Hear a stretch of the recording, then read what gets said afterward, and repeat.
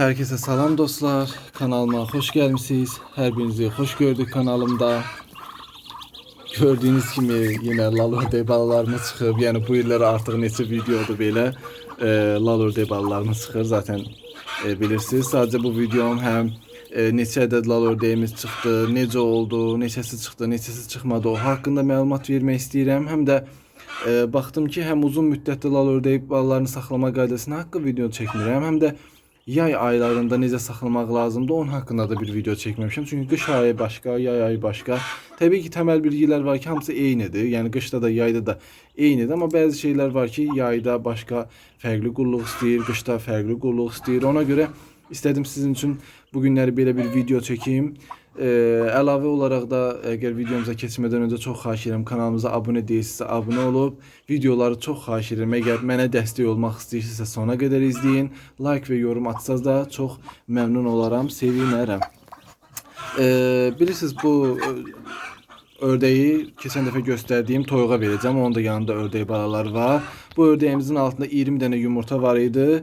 Neçə ədəd bala çıxdı onu deyim sizlərə. 18 ədəd bala çıxdı. Altında 2 ədəd yumurtası ortada lax olub. Haçansa yəni baxmamışdım zaten. Bir ilk 4 gün 5 gün sonra baxmışdım. Daha sonra artıq baxmamışdım. Yəni 2 ədəd yumurtası elə lax olub.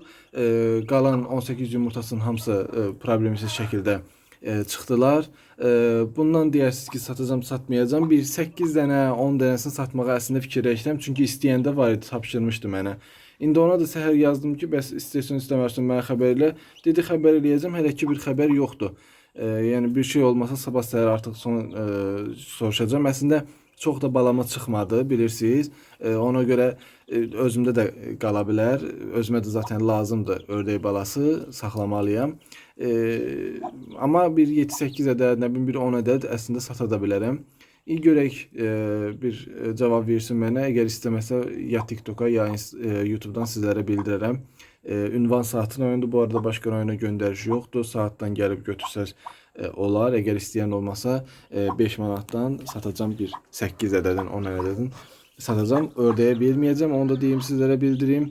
Neçə günə çıxdı bunu desəz bilirsiniz, onların arasında yine həmin kimi 35 günə çıxdı. Toyuqla arasında 3-4 gün fərq var idi. Yine 35-ci gün ördək balalarımız çıxdı, bitirdi. Xeyirli olsun, bərəkətli olsun bizim üçün. Təbii ki, saxlama qaydalarını indi izah edəcəm. Onu keçək digər toyuğun balalarla birləşdirim. Orada bəs eləyəcəm sizlərə. Elə ki, vəziyyət budur. Balaları da yaxından göstərim.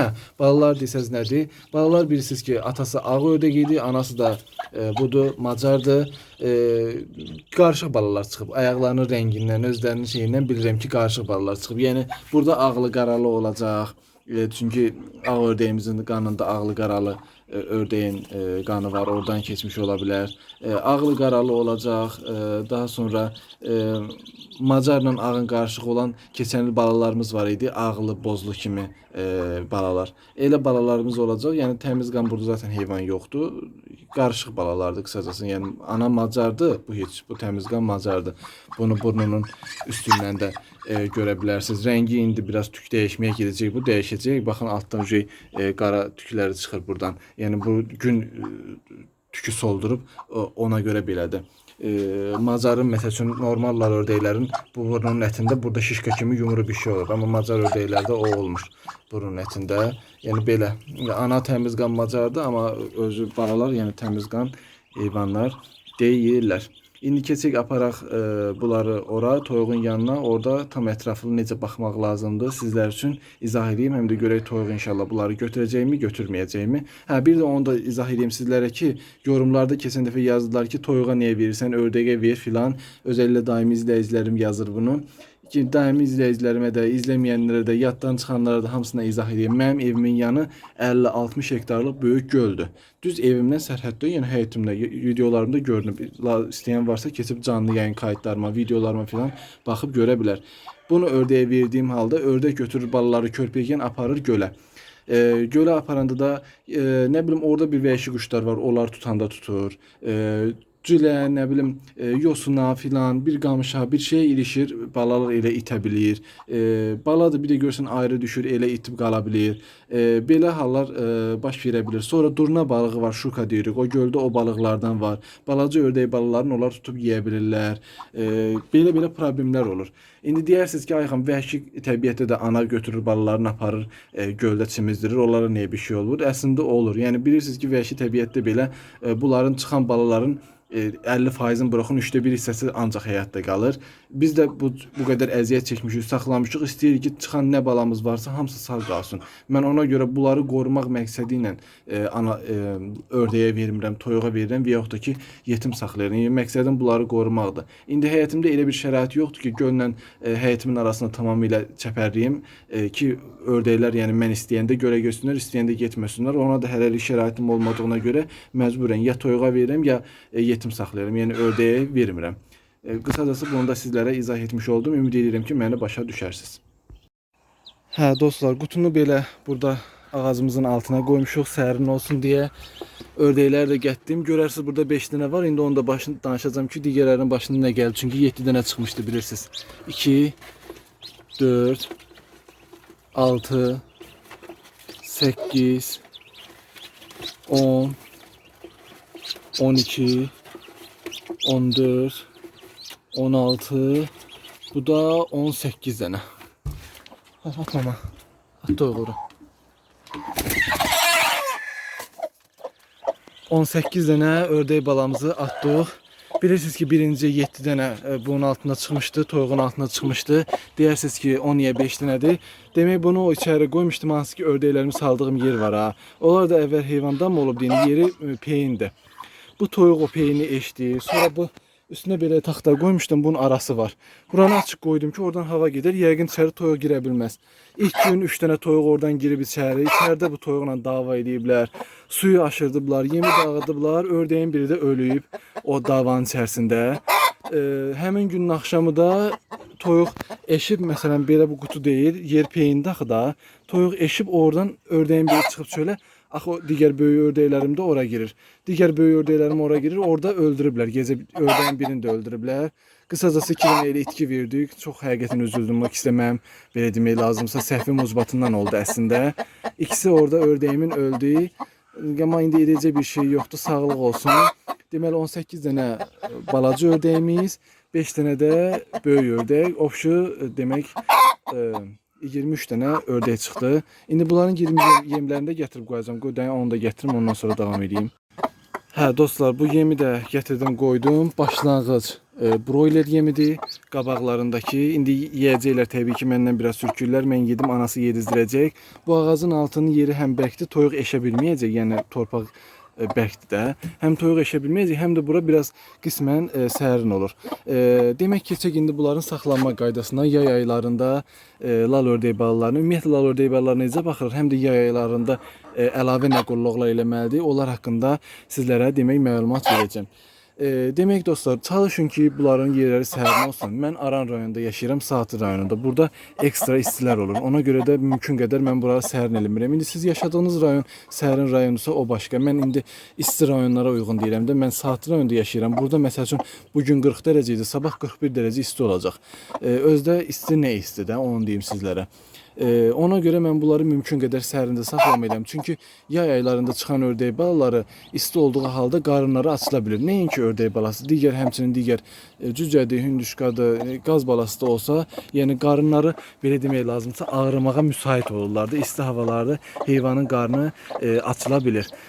Toyuğa niyə verdim, onu zaten sizlərə izah etmişəm. Suları bunların qabaqlarında qaynamış su zad vermirəm. Adi su verirəm, amma ki bu indi hal-hazırda su bunda azdır. Çünki oksitetraskrinli sudur, qarnı ağrı sudur. O digər 5 dənəyə qarışdırmışdım. Gördüm hələ bitməyib deyə daha üstünü əlavə eləmədim. Qoydum bura. İndi bitsin, yenə təzədən bunlara oksitetraskrinli su qoyacağım. Çünki o az qalıb. Bu 18 dənə üçün oksitetraskrinli su bəs eləməz. Yerinə deyirsiniz ki, niyə bir şey atmadın, samanla, nə bilim bir palazdan bir şeydən nəyə atmadım. Çünki ehtiyac yoxdur.